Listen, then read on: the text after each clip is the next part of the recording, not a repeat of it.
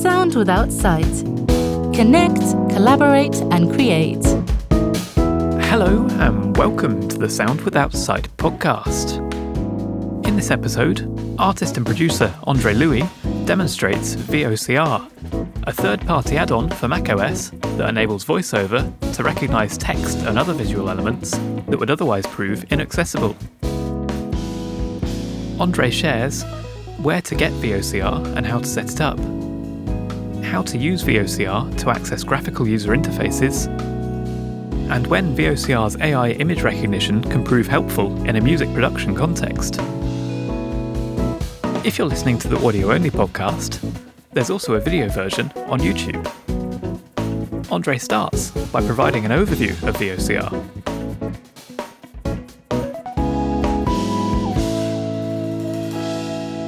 Hello everyone, and good evening. So VOCR, or VOCR, is VoiceOver OCR. If you're a Windows user or familiar with Windows, and you're a screen reader user in particular, then you will have used probably JAWS or NVDA's built-in OCR. Apple have not seen fit to grant VoiceOver users the ability to have OCR in the screen reader, but we have a lovely, wonderful person called Chi Kim who decided that he was going to rectify that some years ago, and he came out with VOCR. And when he first did that, I don't remember exactly when it was, maybe 2017 or 18, it was a long time ago, it was using a different engine which was far inferior to what Windows had to offer, even then. But the most recent version, and a couple of versions before, is far superior to what Windows has to offer. Now, I don't come at this from Mac elitism, right? I use Windows and Mac every single day. So when I say that, I promise I know what I'm talking about. VOCR's ability to read things is second to none, and I don't know exactly why, but it's much better than NVDA's, certainly. Built-in offerings anyway. So it is an OCR solution. Optical character recognition, most of you I think here will know what that is the ability for a computer or a phone these days to turn what it sees, whether from a camera or in this case an app, into something that we can read, right? So it can see the text on a screen, which we cannot, and turn it into something that we can benefit from. Back in the day, we would use OCRs through scanners, and I am old enough to remember doing this in the 90s and scanning manuals. I would scan my Yamaha keyboard manual as a teenager, and it would take ages per page. Ages. And sometimes you'd get a message like, "This text is sideways upside down." Joyful. That's OCR. So I was able to then read that in, back then it would be like Microsoft Word or Notepad. Nowadays, we can do OCR on a computer, and that's really great. So why do we want this? Well, if you're blind and you're a Mac user, you want it because it's free. And I would say that it's something that if you have it in your toolbox, you'll find more uses for it than you won't find for it. Whether it's trying to read some little random plugin window that's not accessible, to perhaps reading subtitles on a passing YouTube video, or nowadays taking a picture of the screen in its entirety and having something like Gemini or ChatGPT AI it and give you a description. So there's lots of reasons to use it. Another thing is that you can use it to click plugin windows. So I know I mentioned earlier about reading the plugin, but you don't just want to be able to read it, you want to be able to click things. And there are places and occasions where the screen reader itself doesn't have access to whatever window you're in, but you know that there's contents there, text there, and so you want to be able to click it. And VOCR can help you with that, and we'll be showing you that in a bit. What can it not do then? Well, you can't tell when a checkbox is on or off using native VOCR, but what you could potentially do, and this works sometimes, is again to use AI to tell you or to show you the checkbox. Not always reliable, because of course these things change from moment to moment and depends on how much other stuff is on screen and how much clutter. But certainly possible sometimes. So that is a broad strokes, what is VOCR? Is your next question maybe, how do we use it? That is certainly a question. I think for now, I think you've given some amazing like common use cases there. There was a question from Malek who was asking, we're talking about it in a music context here primarily, but Malek was also asking, can you use it outside Logic too? Absolutely, right? You can, in the same way that you can use NVDA or JAWS's OCR stuff outside of a DAW, VOCR is system-wide. So you can use it in a DAW, outside of one, on scrolling text, on an inaccessible PDF. You can actually highlight a picture in the Finder, which is the Mac equivalent of Windows Explorer, and actually open with. So you can do a right-click essentially and choose Open with VOCR on a picture and have it described. And I'll be showing you that as well. So yeah, it is absolutely not just for your DAW. In fact, probably that's the least important thing it does. It's important, but not the most important. Cool. But I guess interesting that it was developed primarily by Chi. So Chi is associate professor at Berklee College of Music in the US. So very, very kind of intertwined with the world of music and DAWs. And yeah, probably was born out of the frustrations of trying to use music software. Yeah, I don't have that on authority from Chi, but that's what I would like to think at least. So if you wanted to use VOCR, you've mentioned already that it's free, Andre. Where would someone go and how might someone set it up? So we did a really long video on it. Chi and I got him to sit down with me in his busy life, and we did like a 30-minute video on some of the things I'm going to cover today. And in that video, which is on the GitHub page, we talk about a lot of the things. And you can get this from Chi's GitHub, and GitHub isn't exactly that easy to navigate. But Jay, I think, will be putting a link somewhere for you to find out more about that and to download it. If you find it hard to navigate GitHub, my advice is to change the last part of the GitHub URL to /releases so that you can get right to the good stuff. Because it is confusing GitHub is to navigate. Just so not obvious. You have a big table at the top of the page, which probably isn't what you want because that's all of the kind of files under the hood. But underneath that, you have the main description, that's when you get to welcome to VOCR. So I'll skip to that heading probably and read from there.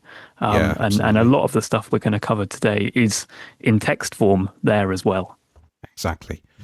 Cool. So I think that covers that question pretty well. There are a couple of specific ones about the installation process. Do you have any pointers there, Andre, or do you want me to take that one? Let's both take it, because if I miss something, when I probably will. The reason I missed something is because I installed VOCR years ago, right? And it's hard to uninstall it and go back through all the steps because it would take a while. And a lot of this stuff that I say to a lot of people all the time is that it's set and forget. By which I mean you'll install it, you'll set the things up, and you'll forget exactly how you got to that point. The only way to really do that would be to make a fresh user or get a fresh Mac. And I don't have them lying around like pocket change. So to be honest, when you install it, you will find that the first time you go to use it, it's going to pop up a quite scary message and say, you need to grant this and this and this in system preferences. And once you've done that, it's usable. A few gotchas, though, I would advise is that once you've done one key, and I'll show you what that key is soon, when you're setting it up for the first time, and you've done the first preference, press that key again, because it's going to ask you for another preference and possibly a third. And the last one is to go into VoiceOver Utility and enable VoiceOver Script. It's in the General tab of VoiceOver Utility. Because for all the hard work that you just went through configuring it, if you don't do this last step, you'll have no speech output. And that's kind of the whole point. So make sure that you turn on VoiceOver Script. Yeah, so on the first time you install the program, there are a few little kind of nadgery bits that Andre, you were just speaking about there as well, covered on the link that I put in the chat. There are a few permissions that you have to enable. I will say as well that the file that you download from GitHub, it will be a zip file which you have to unzip in the normal way, which will give you the application. You don't have to run an installer or anything. All you have to do is drag that application file into your applications folder. That's the one. You could also have it run at startup, so you don't have to think about it, and I do this. And one of the many things we'll be discussing today is the really quite massive menu. Jay, did you find this with VOCR Shift S? I'll be talking about what I mean by that soon. But yes, the settings menu is pretty big. Yeah. And there was a specific question as well around which versions of macOS can you use VOCR with. It's basically any recent version since 13, which was a while ago now. So Yeah. we'll come on to the AI features later, which are really helpful. But I guess just at this point, it's worth mentioning a lot of AI models, there is a cost involved, but there are some free options as well, right, Andre? There's at least one free option, if not 1.5. The free option is Google Gemini, actually. And the other one is running a model locally on your Mac. And I can demonstrate both of those today. Amazing, amazing. So now might be a good time to jump into some kind of demonstration, because I feel like we've done a little bit of talking, Andre. Let's see a little bit of, or hear a little bit of what VOCR can do. Okay. So the first thing I'm going to do is let's slow VoiceOver down. Wait, voice, primary, wait, 199, 65%, 60%, closing, rate menu, desktop, empty, group. There we go. Nice and slow now. So I'm on my desktop right now, and I have VOCR running and installed. And if I wanted to scan the screen with VOCR, then I can do the very complicated hotkey. And I know that someone had asked how you change that, and we'll talk about that too. But I'm familiar with it this way, and I've become a contortionist because VOCR kind of makes you.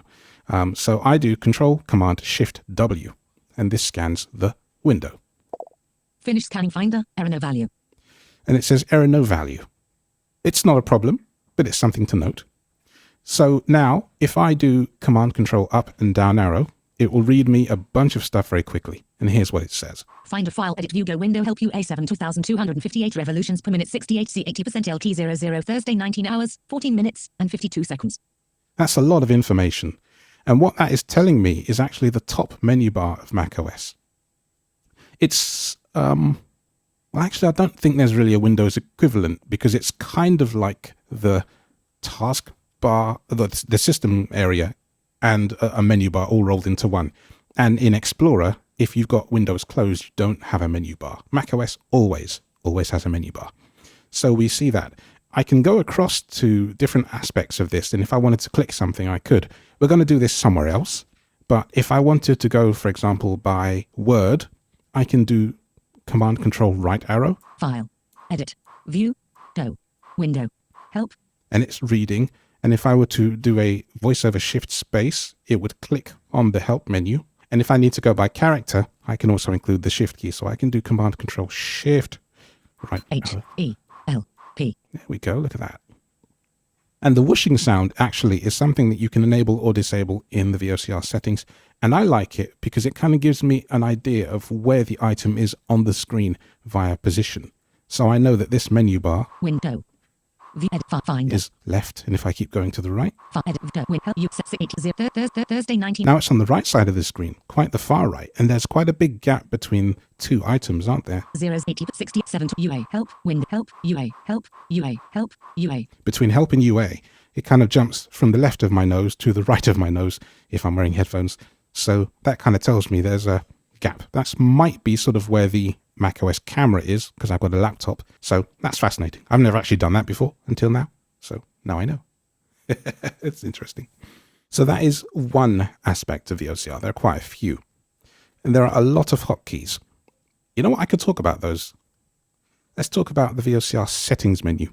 Once you're done with this scan of the screen, by the way, you might want to press escape, because if you plan on using Command Control up and down arrow or left and right for anything else, like maybe they are DRW functions or some other thing you're using, you can just press escape. Exit VOC navigation. And now my controls are back to my own. So when I do Command Control left, right, nothing happens now. So the VOCR settings menu can be accessed by doing Command Control Shift S. And we are now Settings, presets, submenu. in the settings menu. And there's a lot going on here, a lot going on. I'm just going to go down the entire menu and let you hear what's here. Settings, submenu. Save latest image command, S. Save OCR result ellipsis. Updates, submenu. Quit command, Q. Presets, submenu. And we're back. That's the small bit. The settings is big. Let's go into the settings. Settings, submenu. Settings, submenu, target window. Target window. This is where, if, for example, you're scanning an app that is difficult to use, and let's say it steals the hotkeys that you're trying to use. This used to be Steam for Mac a while ago as well, and I said to Chi, how can we solve this? And he came up with this method. So you can specify a particular window to scan. So therefore you can scan it from outside the window you're actually in. Quite useful. Haven't had to use it in years, but it's nice that it's there. Tick auto scan. Auto scan is the option whereby once I've clicked an item on the screen, it will rescan the screen so I don't have to press that hotkey again. I think one of the questions was about changing the hotkeys, and this is an option that you might want to turn on. If you're finding it hard to get those hotkeys under your fingers, then this is a good option to have on. Detect objects. Detect objects. I don't think I remember testing this, at least for a long time, and I think there's a key to do it anyway, if I'm not mistaken. But I think it can try to detect where things are on the screen. There is a key to do that part, certainly. I'm going to show you that later. I don't know how it ties into normal screen scanning, though. So detect objects. So I did have an update from Chi on this. Oh, so this is it's covered in the documentation on GitHub as well. Of course it is, but I didn't RTFM for this topic. Of course I didn't. Detect objects is how you get VOCR to recognize things that aren't text-based. So it will try and identify buttons, for example, on the screen, icons, things that don't have a text label that can be OCR'd. Nice. So it does some clever things, dividing up the image and working out what is likely to be something you might want to interact with. In my experience, it's quite oversensitive. You'll end up with a lot of objects, and of course, all it tells you as you're navigating around is that you're on an object. Yes. And then to get more information, you'd have to use some of the AI type stuff or click it and see what happens in order to work out what that object actually is and what the function is. But yeah, that's what that does. Nice one. Okay, thanks. I knew I'd forgotten something. Detect use preset prompt. Use preset prompt is something I leave on because when I'm scanning an image, and this is for the AI scanning side of things, you can actually have it off and therefore you can follow up with the AI. But I find that I don't often want to do that. I just need a quick what's going on and then a quick go away. But if you leave this off, I think you can follow up with the AI once you get your image back. Reset position on scan. Reset position on scan. This is one I turn off. You see it's not ticked. It said it was reset. So this allows me to scan the screen, click on something, scan the screen again, and my position is remembered, even if I've escaped out of the current scan. And that is because if you're clicking a button that you know is very far down the screen, the last thing you want to be doing is hammering the down arrow key again and again and again to get from the top. And if this is active, you will be doing that every time. So that can be annoying. Tick positional audio. Positional audio, we heard the whooshing earlier. So that's kind of a nice soft sound, and it's panning and it has position as well. You won't hear position on the Finder window because there's not enough positional data to show you, but I'll show you something later. Tick move mouse. Move mouse. This is something you probably want on because it means that when you're moving the VOCR cursor around and you click, it actually will have put the mouse in the correct place, or the mouse will be in the wrong place. Tick launch on login. Launch on login. Quite self-explanatory. A bit like Windows Startup, this will load VOCR when you boot your system. Log. Log for developers. Sound output ellipsis. Sound output, where you can pick the sound output device. Choose camera ellipsis. Choose camera, so you can set your webcam. I've actually got it set to my Logitech camera, which is behind the keyboard right now. Shortcuts ellipsis. And then you've got shortcuts. And this is where someone was asking how you set the shortcuts. Right here. So you can change the VOCR hotkeys. And there are quite a lot. I'll come back to that in a sec. Language submenu. There's the language. For me, it's English or system default because those are the only languages on my system. But I think, Jay, you said it had 18 languages? Yeah, in version 3, that's one of the new updates in the latest version, is that there are translations within the app, so native translations. I think the current batch, yeah, it's about 18 languages. They've been done by AI, so that's one of the things that Chi is asking for feedback on in the latest version. Again, I'll paste into the chat the languages that are currently supported. Reset ellipsis. Reset. I think that's where you can reset all your settings. I'm not pressing this. Target window. And we're back to target window. So let's go up to shortcuts and let's have a look in the shortcuts. Language shortcuts ellipsis. Customize shortcuts window. Up cell. Hotkey. Control command button. Name. Right. Settings. Hotkey. Control shift command S button. Name. OCR window. So we see all these shortcuts, and they're in table form, so you can navigate them with standard VoiceOver commands. So I can do VoiceOver up or down to go through the list. OCR VO cursor. Explore. Ask. Real-time OCR. Right. Left. Down. Up.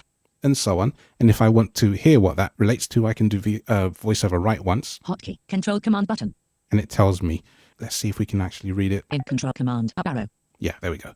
I just interacted and I can Control read it. command button. Control command button. Control command button. Control command button. These are all icons, I think, iconography for some of these keys. Control shift command button. That one also as well. Control shift command button. But if you go to the left one, you can always read what it is going to be. Name, previous character, report location. Hotkey, control command L button. Name, identify object. Hotkey, control command I button. See, things like that. Name, exit navigation. Just ESC. It doesn't say anything. In, escape. But if you interact and read it with VoiceOver Shift Right arrow, you can read each one. So don't worry if you don't understand exactly what's happening there. Name, capture camera. This one's useful. I use this. I'm going to do that in a minute. So let me come out of there. Finder. Because I don't want to change any of these keys.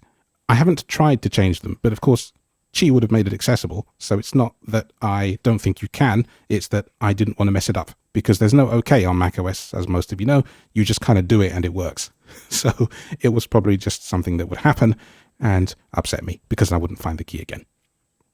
So why don't we do this whole picture thing? Before I take a picture of myself and grin maniacally at the camera, what's going to happen with this picture is I will get asked a few options. I can have it describe text. I can have it describe the scene with LLM, which is it's going to feed it off to Google Gemini. And we'll talk about that in a minute. It'll be a nice segue. And let's see what happens. So I get a countdown. I'm going to do VOCR Shift C. When I say VOCR from now on, by the way, I mean Command Control, right? So let's do this. I hope it works. Using Logitech Brio. Yes, it is.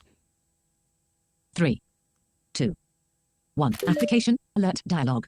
Choose an action, close button. Choose So an we action. get some buttons up on the screen, so we can voice over around the buttons. Close but choose an action. Recognize image, default button. That's the default. Recognize image with LLM button. Recognize text in image button. Close button. So we get 4 options. The second one is the one I'm going to use. If I recognize image, it's going to use Apple's very boring, very dull vision models, which you see on iPhone if you've ever used those. Android has a much, much better system because it actually feeds your image to Gemini through TalkBack. So this is actually feeding to Gemini through VOCR. And I'll discuss that in a minute. Choose recognize image with LLM button. So I'll press VO space on this and we'll wait a little bit. Our Finder Gemini 2.5 group, please wait. And we got lots of talking.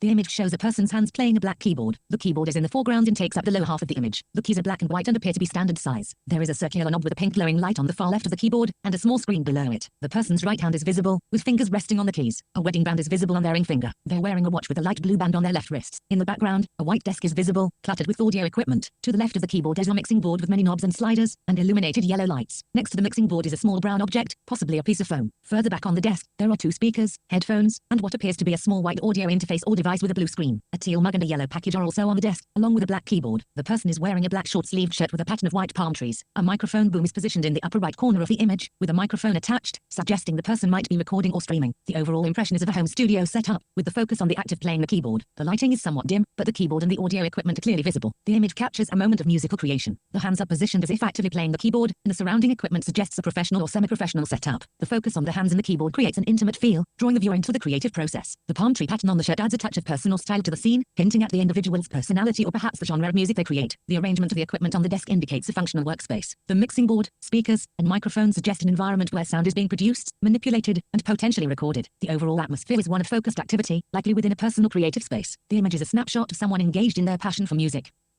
That was long, but you get the idea. That's LLM, isn't it? Just so verbose. So verbose. However, imagine if you wanted to read that again, although why you would at this case, I don't know. You can, because it automatically puts it onto your clipboard. So if I open up Text Edit, Text Edit application. Text Edit. Untitled. Make a new text document, and if I do Command V, 1171. characters. Total completion tokens. So here we go. It's all here now. I'm not going to reread it, but it's there. So if you wanted to, for example, take a picture and use that for alt text for your social media, at least you have the option of doing that. What if you want to save the image though? The image is still safe and not lost because we pasted this document here. Let's minimize this for a minute. Finder. If I do VOCR Shift S, then earlier you heard an option, Presets. Settings. Save latest image. Command S. Save Latest Image, Command S. You can also Save OCR result. Ellipsis. save the OCR result, which doesn't have a hotkey. Chi should probably make one of those. That would save the text if we forgot to do that at the time. But if I save this image, Save latest image. Command S. then Finder. Desk. it comes up and it's a System hidden as window. new window. I don't know why it does this, by the way. It doesn't actually focus the window to us, so I have to do VoiceOver F2 twice. Desktop. Empty. Group. Window. Choose menu. To system. Go to desktop. There it is. System. Logitech Bright OPNG. Logic. Back. Forward. List. Change. Screenshots. Where. Pop down. Downloads. And I make it in Downloads. Finder. Desk. Right, so now we have this image, and I can bring that image up on screen. Let's do that. Downloads. Window. List view. Loading. Morph. QuickTime. 1 JPEG. 2 JPEG. JSOC_DSC. Logitech Bright OPNG. PNG image. Logitech Bright. So here is the image showing up on Quick Look. If you are seeing the screen, some of you might be, Preview with Logitech then Bright. now you can see what it saw. So there are two things I could do at this point. Actually, maybe three. I can scan the screen with VOCR and see if there's any text that it detects in the image, but I can scan the screen two ways. I can do VOCR Shift W, which would scan the entire screen, irrespective of where the VoiceOver cursor is, and that will become prevalent in a minute. Or I can scan just where the VoiceOver cursor is, which is actually where the image itself is. That would exclude the surrounding area, like these buttons over here. Open with preview button. Share file button. Rotate image left button. Annotate document button. Logitech Bright OPNG. So all of that stuff would be missed out by doing this other hotkey, Preview with Logitech. which we haven't talked about yet, which is VOCR Shift V. And that's V for VoiceOver cursor. And if I do that, Finish scanning VO cursor. and then I scan the screen using Command Control Up Down Arrow, what does it say? Andre Louis. Tillage error. Z Tillage error. Sam Kenyon. So it's seeing a whole bunch of stuff here. I think that must be your Zoom toolbar, which we can't actually see on your screen share, but I imagine must be hovering above the top of your screen.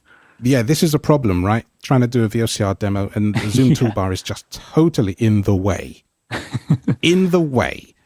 But if it wasn't, and if there was any text in this image, we would actually be able to see that text. I'm going to show you an image that does have text, and hopefully if I full screen it, the Zoom toolbar will go do one, and I can actually show you what it's like to use VOCR to scan an image. Exit VOC. Download. So, Chocolate_. chocolatslab.jpg. This is fun. I'm going to open this up.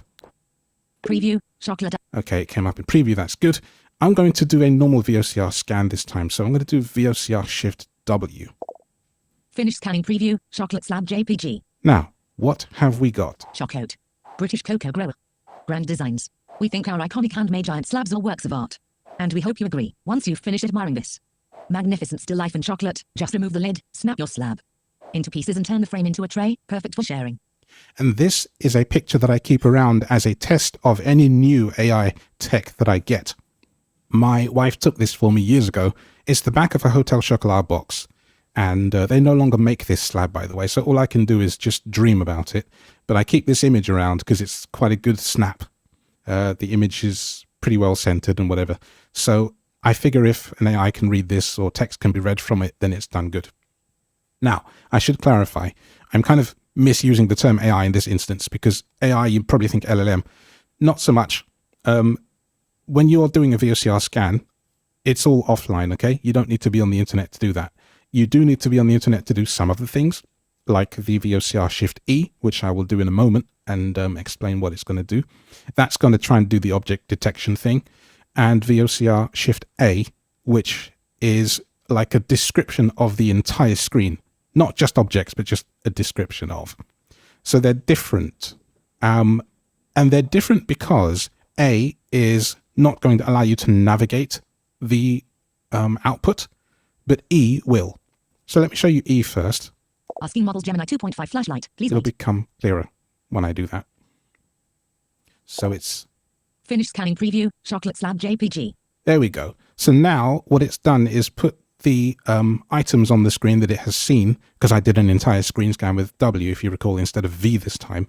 into areas. So if I go to the top, Screen sharing interface audio, video, participants, chat, share, pause, layout, annotate, remote control, your screen sharing, 45, 14, stop share. The top bar of the screen shows icons for audio, video, participants, chat, share, pause, layout, annotate, and remote control, along with a green banner indicating screen sharing status and a timer.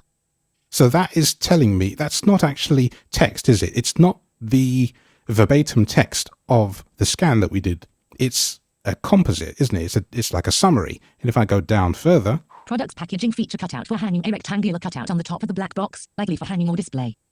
Products description box, Hotel Chocolat, British Cocoa Grower, Grand Designs, we think our iconic handmade giant. and that'll be long. Products identification best before end, BBE, 072017, not no, 16339, 5055365, 628852, 310277, a barcode and associated text for product identification, including best before end, BBE, 07. And so that is all really cool. Now, that is going out to the cloud, and that's why it says Models Gemini 2-point flashlight. So to do this, and Jay, we can put the link again for this, I had to get an API key. That sounds a bit scary and daunting, but it's not so bad. If you have a Google account, then you can go to Gemini and get it to generate an API key. You will insert that into VOCR, and this is all in the manual, so don't worry. And once you've done that, you can tell it that this is the model that you want to use for your picture descriptions. And that's what we're doing today. If you would rather not do that, then you can go a slightly more complicated way. And it's kind of beyond the scope of this demonstration today, but I will show you at least what it's like. And you can install a model locally and run local LLM, which I do have installed as well. And that way you keep all of your stuff completely off the internet, if you like. And that's fine too.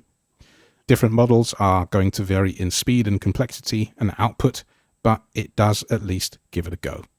So I was going to tell you the differences between E and A.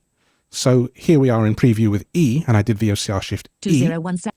So you can tell that I can navigate this window by doing Command Control Shift up and down, yeah? Marketing slogan, join us in our world of edible luxury. Text at the bottom of the box reads, join us in our world of edible luxury.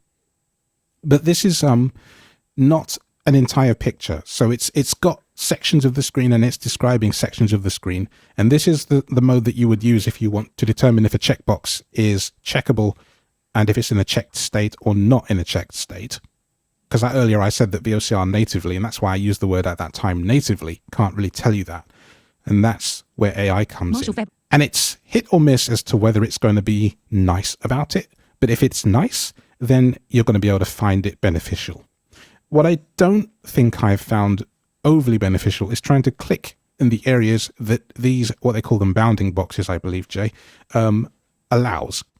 Because they're not always exactly dead on the checkboxes or the item that you want to click. Now, in the case of this chocolate box, it's not a clickable thing. We're not in a plugin window. We will be in a bit, but this isn't that. But if you find that the checkbox is telling you other things, then you may not be able to click it the way you'd like. And this is true of pretty much any OCR solution on Mac or Windows. It's difficult for them when the item is not an actual text box or text item to be clickable. And I think that's what the Detect Objects button is supposed to resolve, but it's not very good at it. And that's not Xi's fault. It's just the nature of where we are technology-wise at the moment. Hopefully these things will improve because, as I always say, everything that we use is currently the worst it will ever be. The worst, not the best. Because we are humans and we always improve and we're good at engineering. Otherwise we wouldn't have just sent people to the moon. Find one JPEG. Speaking of that, what's this? This is an image. And if I do a different method of description this time, I'm going to do VO Shift M, and I'm going to go down to Open With. Open with, submenu, preview app, default. And I'm going to press V, VOCR app. VOCR, and I'm going to press Enter. Application 2.5 flashlight. Please And wait. now we wait again.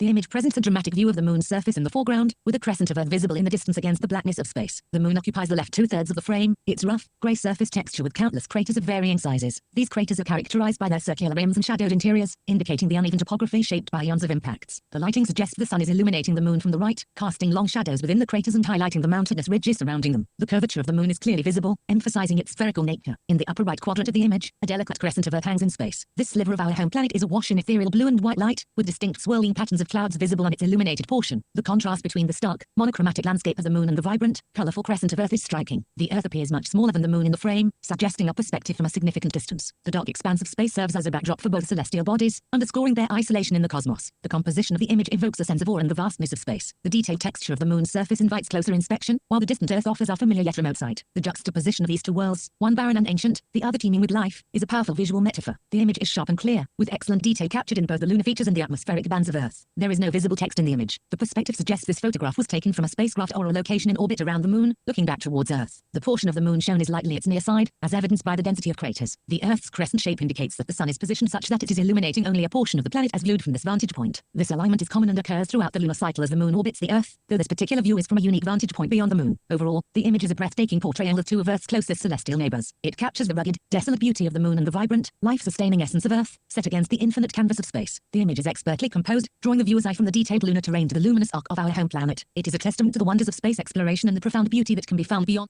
That's pretty impressive.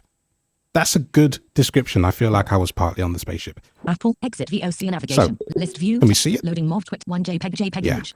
103. For those with sightedness, here is the image. I had my wife go on NASA's website today so we could actually get one of these. So that would be the equivalent, right, of me doing VOCR Shift A and getting that description. So with A, you can't interact with it, or you can do open with VOCR from Finder, and that's the equivalent of that. But if we wanted to sort of explore where the craters were, then again, I could do VOCR Shift E Asking models like this, and it would go out and get them, and then I could navigate. Here we are. Astronomy, moon, Earth, craters, space, celestial bodies. The image shows a close-up view of the... And you see it's given sort of like a quick overview and then goes into its spiel. So it's kind of like a quick summary of the items and the layout of them. I think that's pretty cool. Screen sharing indicator. And there's the screen sharing toolbar again. So you see, it's quite nice. Those are the two main AI keys that I use. I don't know if anyone has any others, but those are the two. And you know what it is, I think as well, when you use something a lot, you kind of get into a habit of using the things you use all the time and forget that it can do other things. Yeah, it's something that I find quite useful. I'm a very new user, is changing the prompt as well. So you don't always have to get the default, very, very verbose response. Absolutely. You can say, tell me in a very short, concise way what's on my screen as well. And that's also where an the option. reset prompt thing could become in handy, because you can modify it on the fly. I have a very, very detailed picture prompt that someone sent me ages ago, and it is quite full-featured. But you could set it to be as terse as possible, but give me the salient details, and that would be enough. But I find that if I want to have a picture described, I want to be able to do it in such a way that I don't then have to ask any of my sighted family, what was that? Absolutely. So, yeah, there's ways for both ways, really. Finder. Yeah, amazing to see what it can do to an image. Shall we move into the audio world, Andre? Of course. And load up Logic and get some examples from within a DAW and see what it can do in that context. Well, I think we'll do one thing before we switch to Logic, because the question about can it be used outside Logic is really relevant here. I'm going to switch and do this. List view of Omnidisk Sweeper app application. Omnisphere app application. Close window. I'm loading Omnisphere. Omnisphere. And I want to load Omnisphere because it's a really good example of some things that can be seen and some things that cannot be seen. And it's also like audio centric, right? So I'm going to go from the top of the window and explore every aspect of it. And it's not that long, so we won't be here all day like that description was earlier. Let's see what we see. Close button. So there's the beginning. Omnisphere group on. Open/close button. 120.0 BPM. Off. Metronome button. Tap button.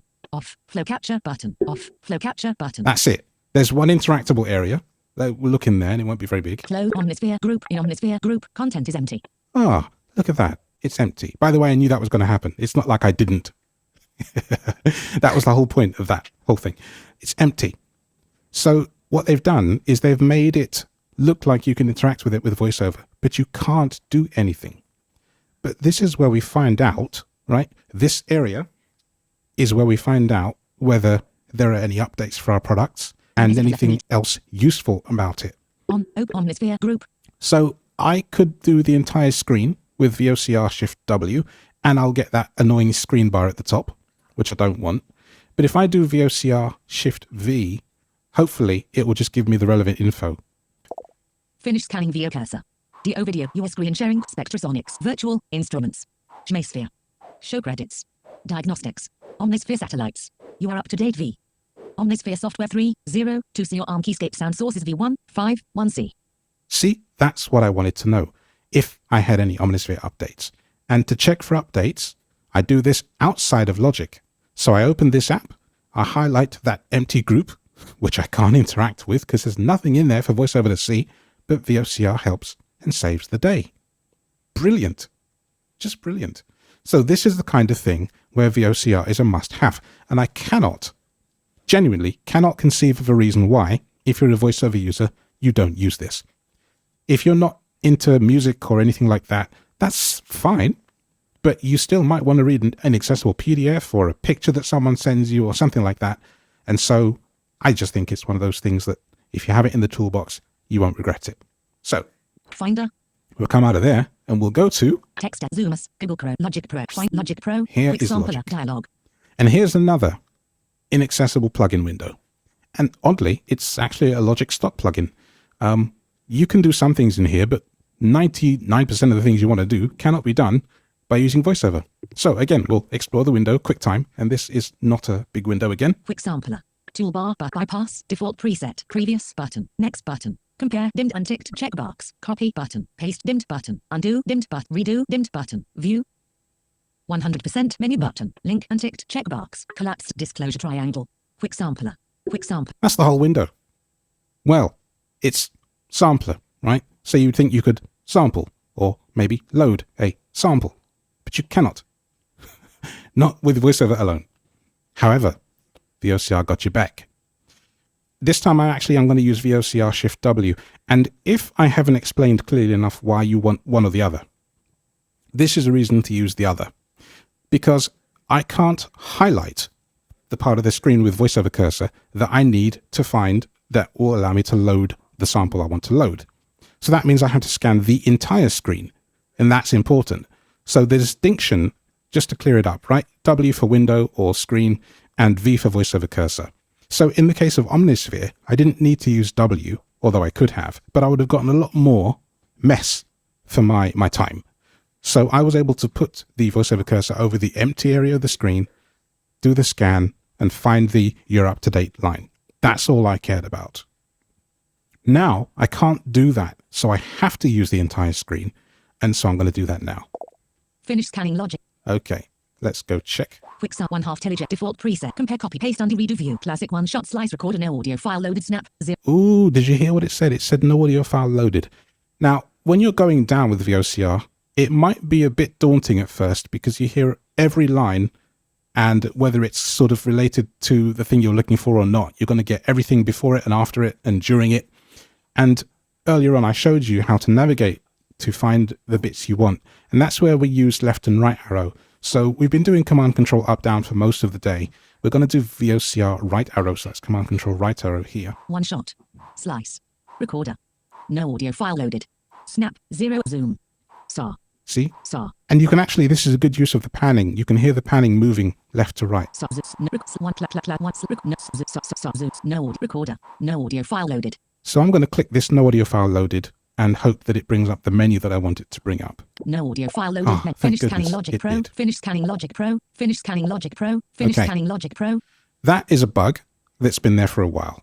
When you have auto scan enabled, for some reason, it kind of gets into a bit of a loop sometimes and rescans the screen 4, 5, 6 times. And I told you about this, and we don't know why it does it. So anyway, if I go down, show in Finder, rename current file, remove current, clear history, load audio file ellipsis. I want to load audio file. I press enter here. Quick open dialog. List, shape temp, search text. And it's in the right folder. Vertical split list view table. Chime wave waveform. There's the file I want to load. And if I do VO right one time. Optimized tuning and loudness. Search for loop points and crop silence. Radio button. Selected. I'm ticking this. And I'm going to play the sound on my keyboard right now. It's just a sine wave. It's not. I press enter. Now. Are you going to load? List view table. Group. Now you're going to load. Quick sampler. View. Here's a sound. Octave up. It was a sine wave before that. But I think when you highlight the sound, it immediately puts it into the sampler. So yeah, I now have a sound. It was a sine wave. And if you recognize this sound, it's a bit like the iPhone ding. It's not, but it's close. So yeah, I was able to load a sound in Quick Sampler as a result, which is really, really cool. And now that it's loaded, some other items have come up on the screen. So again, I'll scan the screen. Finish scanning log. Let's see what we can do. Snap. 0 zoom. 0 point CI. 1/2. A5. Root key. A40C playback. Forward. Aha, look, there's a playback forward option. What if I click that? Finish scanning We've got Logic reverse Pro. now. Finish scanning Logic Pro. Finish scanning Logic And Pro. we've got the Finish scanning VOCR. Logic Pro. Quick. Having a moment. Yes, and we turn into some ambient madness. But yes, by clicking the reverse option, I could reverse the audio. And it just plays until otherwise specified. But I cannot see any of that with just VoiceOver. So we need VOCR to help us to achieve that goal. That was fun. I love the timing. Awesome stuff. I mean, that was a great demo. I mean, just, diving straight in. I didn't realize Quick Sampler was completely inaccessible using VoiceOver only. I thought Logic did a pretty good job generally. So they do generally, but these sample plugins, this one and the main sampler, are two of them that are just not there. And I don't really know why. No one seems to know why, but perfect for this. And when you were navigating using VOCR left and right, Yes. how were you simulating the mouse click? Was that using just the standard? Good question. That is done with VoiceOver Shift Space. Because VoiceOver Space clicks what VoiceOver can see. VoiceOver Shift Space clicks whatever the mouse is currently on. So when you're moving the mouse around with VOCR, when you do VoiceOver Shift Space, it clicks wherever VOCR last left the mouse, which is why you want follow mouse active. That's great. So that's something that I was coming a cropper with actually when I was testing out VOCR, because although I had follow ticked in my preferences for VoiceOver utility, the VoiceOver cursor and the position of the mouse pointer weren't always synced up. They weren't synced up. So in VOCR settings, you may remember there's an option there that says follow or move mouse. I think it's called move mouse. You need move mouse active. Otherwise, you won't be clicking anything. Cool. So it's that option that's enabling us to click where the mouse is and where we're currently reading from. Yes. And actually, I want to know what it says about this sample window. So instead of doing the VOCR Shift A, which would describe the entire window, I want to see if it reads the waveforms if I do VOCR Shift E, and we can see if it can detect objects that I maybe cannot see that are just actually not text. Asking model Gemini 2.5 flashlight. do that. Please wait. And it comes back pretty quickly. Application alert dialog. Or not. HTTP error. Oh, we got an Status error. code. Cool. 503 left curly bracket error left curly bracket code 503 message. This model is currently experiencing high demand. And this is the problem. So yeah, the trouble with using a free model is that you don't always get what you want out of it. But live demo, so it happens. I'll try one more time. Quick Here we go. sampler dialog. Scan. Finish scanning Logic Pro. And then Quick scan. asking model Gemini 2.5 flashlight. Please wait. Let's see. Curious now. I don't like being thwarted in my own demo. It's rude. I think it's gone to sleep. Finish scanning Logic Pro. Oh, it came back. Okay. I did find this in my test. Sometimes Gemini does take a little while to come back. Yes. It did it. I'm proud of it. Well done. But before I do look at the screen, I do have Quen 3.5B installed, I think it's called. It's a big old model, and it would take about a minute or two to actually even do the scan because it's running locally. And I'm running an M1 Max from 2021, so it's quite an old Apple Silicon device now. But because of that, and also because the model is quite large, I'm waiting, up to 10 times longer for scans. But if I want to keep something entirely local, I will use it. The results it gives are actually pretty good, though, I will say. But yeah. Power sample navigation and editing tools. Back arrow, forward arrow, compare, copy, paste, undo, redo navigation buttons for moving between samples and buttons for compare, copy, paste, undo, and redo. See, that's the Logic toolbar, which is not the Quick Sampler itself. That's in every Logic plugin window. So that's interesting. Sampling mode tabs. Classic, one shot, slice, recorder tabs for different sampling modes. Classic, one shot, slice, recorder. Audio file name chime the name of the current audio file chime with an icon suggesting it can be interacted with. Audio file.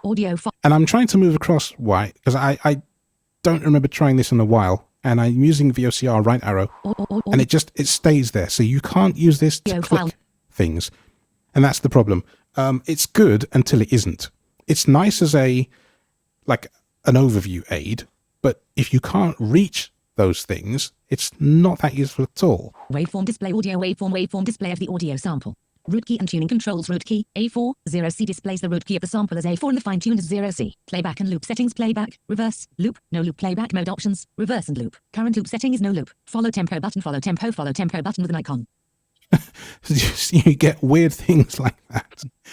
So it has its uses, but it can be also a little bit silly. So from Chi, on the kind of using AI to explore a window, so he says at the moment this feature is intended for exploration and informational use only. So typically to get an idea of what, the makeup of a window, so that if you're collaborating with someone who's sighted and they're saying, it's on the left, it's that kind of thing. And just to get an idea of the different sections, understand the layout.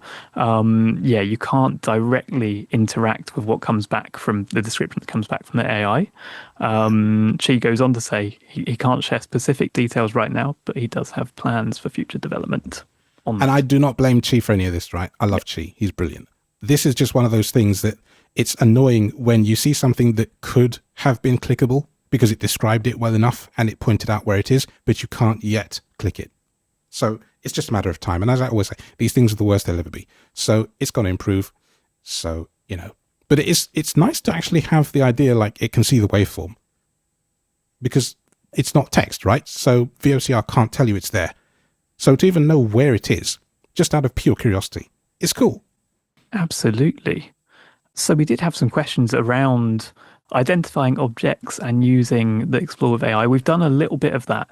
And so Elijah was asking a lot about how VOCR handles dynamic and non-standard UI elements. So that would be through either getting the overview using the AI analysis of the whole window just to get an idea of what's on the screen, or you could enable the identify objects mode, which would then allow you to navigate through all the things that it identifies as objects that might be clickable. And then what you could do from there is get a description of just the thing that you're currently focused on. I don't know if you can, because the two main modes are VOCR Shift W and VOCR Shift V. And if VoiceOver can't reach it, then all you're going to get is VOCR Shift W, right? I don't think you can drill down further beyond that, at least with this version. But I know why you'd ask it. Yeah. So I guess you'd be limited to kind of unlabeled objects at that point, and then I guess clicking them to see if it does what you want. Yeah, I think so. I've done a lot of this sort of trial and error, because when you've got like plugins with juice windows with unlabeled buttons, the kind of best way to work out what they do is to click them and then scan the screen, or to use the real-time mode and see what changes, and hopes that you actually get something meaningful. Not always easy. So we did have a specific question around EQ plugins, and it was asking, could VOCR allow me to get an understanding of like the EQ graph within a plugin? I'll load one and we'll see what it says, because I don't even know, and it'll be really interesting to see live what happens. So I will put an EQ on this reversed sound and we'll see what we get. Untitled Logics, Mixer, Layer, in, Quick, Mid Q Sampler, Audio Plugin, Button. Missed the button. Gain Reduction, Off, MIDI Plugin, Off, EQ, Quick Sampler. Cool, so we've got EQ. And what I'm going to do is, because the EQ's flat by default, I'm going to change to a random EQ preset. Tool by ONJ's Piano, pop-up button. So that's my piano curve. And if I, let's see. Create copy paste under read view 1 link EQ group. Okay, great. I can actually do a VO cursor VOCR scan here, because I then don't have to scan the entire screen, and it should just be focused on EQ. So let's do that. Finish scanning VO cursor. And once I've done that, I could then do VOCR Shift E and hope that it gives me information that we asked for. Asking models Gemini 2.5 flashlight. Please wait. Without HTTP errors. We'll find out, won't we? Finish scanning VO cursor. Right, we got a result. Let's see. Equalizer graph, frequency bands, gain levels. This section displays the equalizer settings with frequency on the x-axis and gain in dB on the y-axis. Oh, wow. Frequency band 160 Hz, minus 8.2 dB, 21.0. This is a specific frequency band setting showing 160 Hz with a gain of minus 8.2 dB and a Q factor of 21.0. Frequency band 338 Hz, minus 6.8 dB. It's going to do a lot of that. That's actually, I've never done that. That's cool. And I guess those parameters you could just access. You can just access parameter control Logic anyway. EQ. But I guess what's cool is asking it for, what does this curve look like? What's the shape of my Yes. EQ looking like? That's where you would want to customize your preset prompt or have it follow up, because that's the follow-up mode. And I don't have it on because 9 times out of 10, I don't want to know that because I'm trying to just work. But yeah, absolutely, you could do it and use that for that. So that's really interesting to know. I've never seen that before. Equalizer controls analyzer posts, Q couple, HQ, equalizer controls analyzer. That's the last thing in the window. So yeah, really cool. I'm glad someone asked that. One of the cool use cases that we've spoken about, Andre, that hasn't come up naturally yet is this whole thing of, tutorial videos on YouTube, things like that, where you often have producers saying, this plugin's really good, but they don't ever explain what it is. Right. VOCR can be a really good way just to put your cursor on the YouTube video and then ask the AI model, what plugin are they talking about? Or even just use OCR to get some text off the plugin as well. Exactly. I'm going to try and show a bit of that. It won't be music related, but I have a video and there's some scrolling text in the video and there's a real-time mode. We haven't even talked about that yet. VOCR Shift R enables real-time mode. And before you enable it, you have to do the relevant scan, whether it's a W scan for window or V scan for VoiceOver cursor.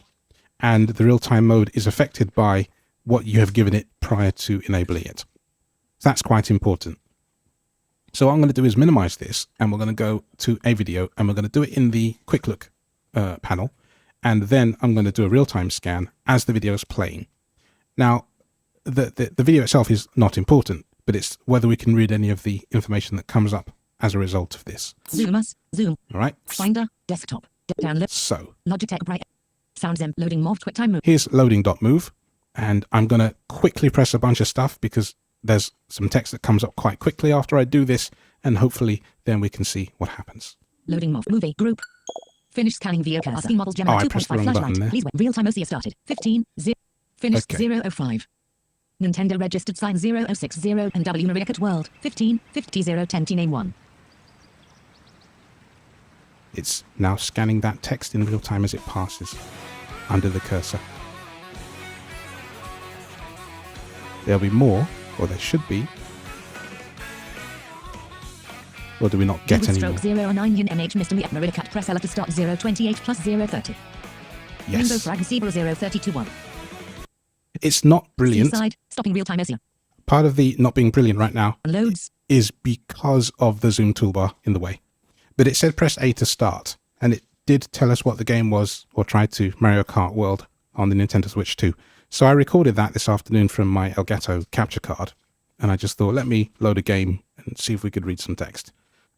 It normally does quite a bit better than this, to be fair. So yeah. I think it's Zoom throwing some gremlins into the mix. Yeah, but I have trusted this before. It's done really, really well on certain things. Cool. So I'm just looking at any more specific questions that we had in the chat, and there was one about how you set up your AI model. So Barry is asking, where in the settings do you paste your API key once you've got one? Now, if it's the Barry I'm thinking of, it's possible that he had VOCR like version 1 or 2, which didn't have any of this functionality. So you want to download the latest version first, because that's really important. Otherwise, you won't find any of these settings. So let's go and show you where you do that.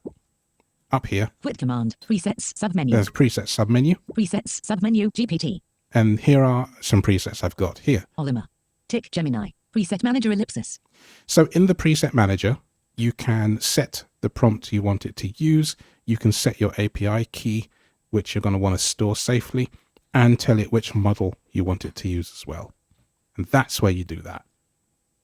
And so if I was going to switch away from Gemini, let's say Gemini was misbehaving, or perhaps I was in airplane mode, busy, and I couldn't access the internet, I would switch to Ollama, and that is my local model running on my Mac, and VOCR is all set up to do that. So that's where you do that. Finder. It's nice and straightforward, Downloads window. actually. List view. So, yeah, when you get to that point, you can then cycle the presets you want to use by going into that menu and pressing enter or VO space, but enter's better, on the preset you want. So mine said tick Gemini, which says that the Gemini model is the one being used right now. Amazing. So question from Marshall in the chat. asking about gain reduction meters. Oh, wow. Never thought of that. Yeah, so I guess in a way it would work very well if they had like a peak reduction reading that gets held. Yeah. For just it'd be interesting. Yeah, I mean, just a Let me kind try of something. a bar that's going up and down. I'm not sure how it would react to that. Let me try something. Zoom Logic Pro. Logic Pro. Quick start collapsed. Channel mixer. Group mixer. Layer quick 0 signal clipping off. Peak level meter. Right, minus so if I 3.0 dB. play this sound, and I've got that, and I'll... Finish scanning VO cursor. That's a VOCR scan followed by Gemini Austin model scan. Gemini 2.5 flashlight. Please wait. Finish scanning VO cursor. Right, did we get... Numeric display minus 3.0. This element contains the text minus 3.0 in green color on a dark background. Numeric display. Oh, right, okay. And it's one line. That's actually anti-verbose. Well done. Have a cookie. So it does exactly what it says. It read the amount there. I quite like that. I've not tried that before either. Cool. So I'm going to open us up to general kind of Q&A let's do now. So, yeah, please raise your hands or put any questions in the chat. And while you're getting those ready, I want to say thank you very much to you, Andre, because I know it was quite a lot to get this sorted in the short amount of time. So, yeah, you've done an amazing job in the time available. Honestly, I had fun preparing. I'm not going to lie. So people probably don't know, but the session that we had planned for this month, unfortunately, the guest had an emergency and meant that they couldn't present this month. So this is something that we put together in the last couple of weeks. So thank you very much, Andre, for stepping in and doing a marvellous job. It's funny because you don't really think that talking about a piece of software like this would take an hour, but it took an hour. Yeah, well, it totally can do. So we've got a hand up from Suck3. Know about Serum, like Serum or Spectrasonics, all plugins are able to use it. Good question. I don't own Serum. I do own Omnisphere though, and I don't use it through their plugin. There are a few plugin manufacturers that do a really bad job of exposing a decent preset browser, even with VOCR. Some you can get by. But for example, Omnisphere, it's very hard to find the preset button or browser with Omnisphere. So I use that through Complete Control because that actually does work very well.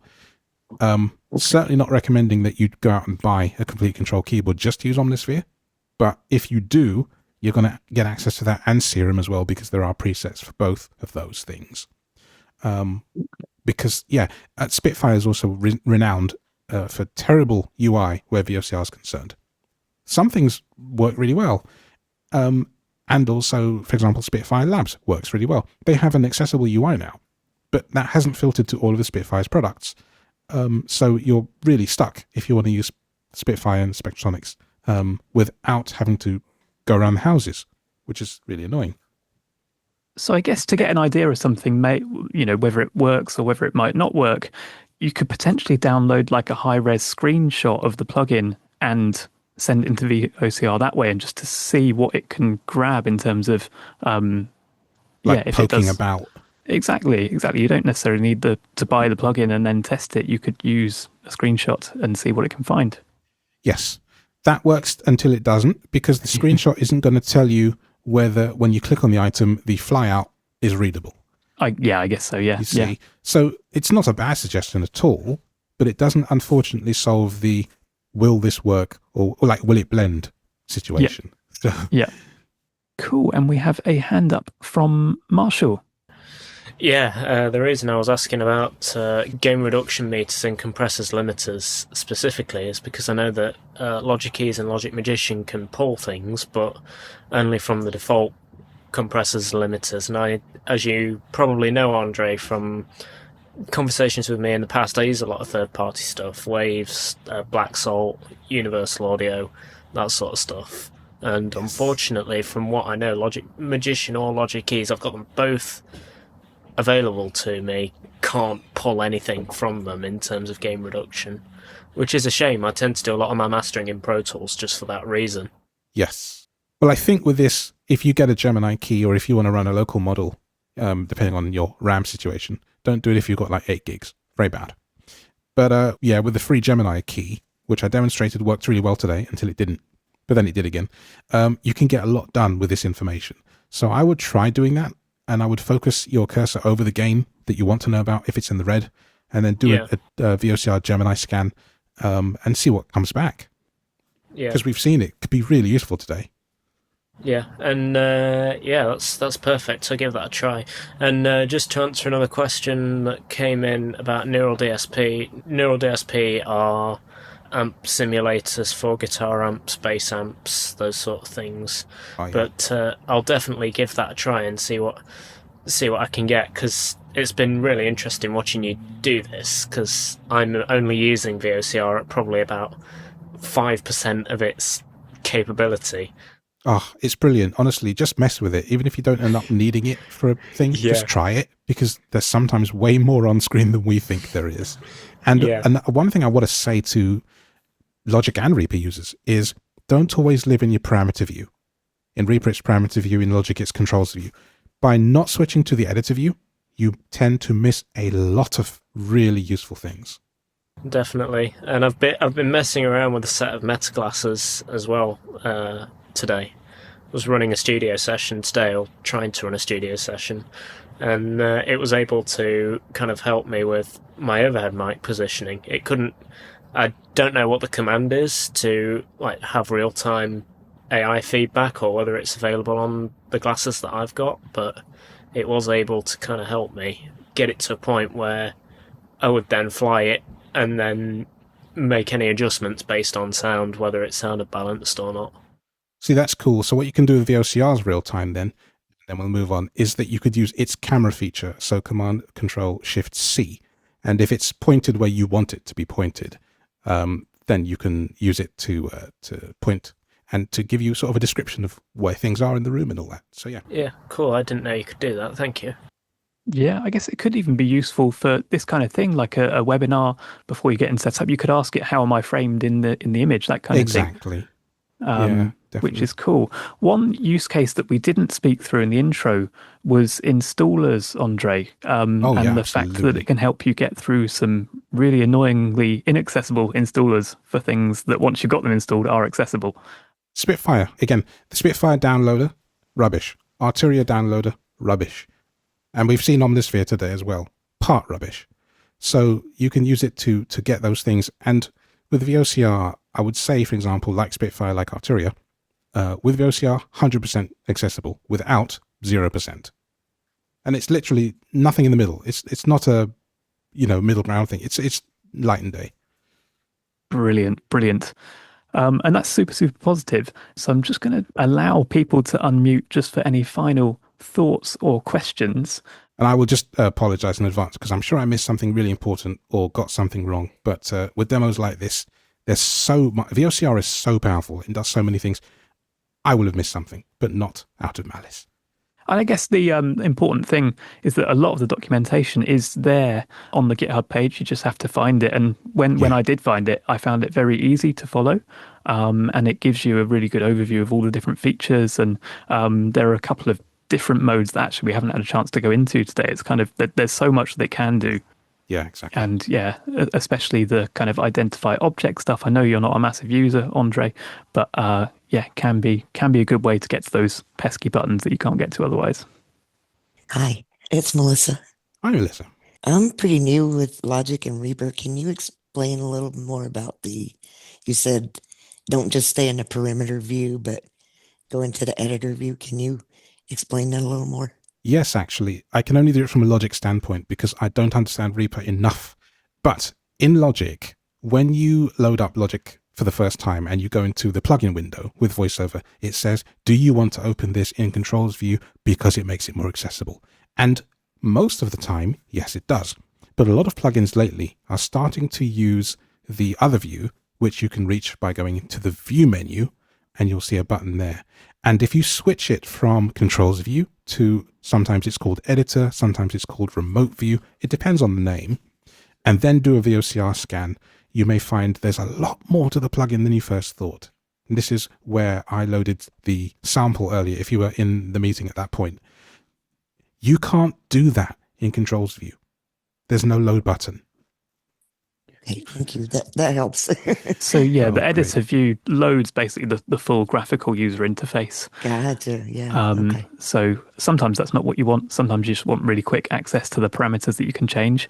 But Yes. when there are buttons within a plugin that don't show up as parameters, you probably do want to go poking around in there to get those functions. And it's really fun to do this. I found like a lot of stuff in things that you wouldn't otherwise see. So Thank you, guys. Amazing. That could be another potential use case for the AI exploration view as well, to get an overview of what are the controls and the buttons within this graphical user interface. Exactly. And it might highlight things that you can't access through the control view. We heard some of them, didn't we, in the quick sampler, for example, like the waveform display. Although it's not a button, just to know where it is on the screen and it's surrounded by all those other things. Just interesting a bit. Okay, well, I'm going to draw us to a close at that point. And Andre, thank you so much. Really informative. Thanks for having me. It's been fun. Thank you for listening to this episode of the Sound Without Sight podcast. Sound Without Sight is a community-driven online hub, collating resources and opportunities to enable blind and partially sighted musicians and audio engineers to break down access barriers. Why not share some accessibility solutions you've found on our Knowledge Hub? You can learn more and get involved at soundwithoutsight.org. If you've enjoyed listening to this podcast, please consider making a donation to support the project. You can do so at soundwithoutsight.org/donate. The music you're listening to was composed by Andre Louis and members of the Sound Without Sight community.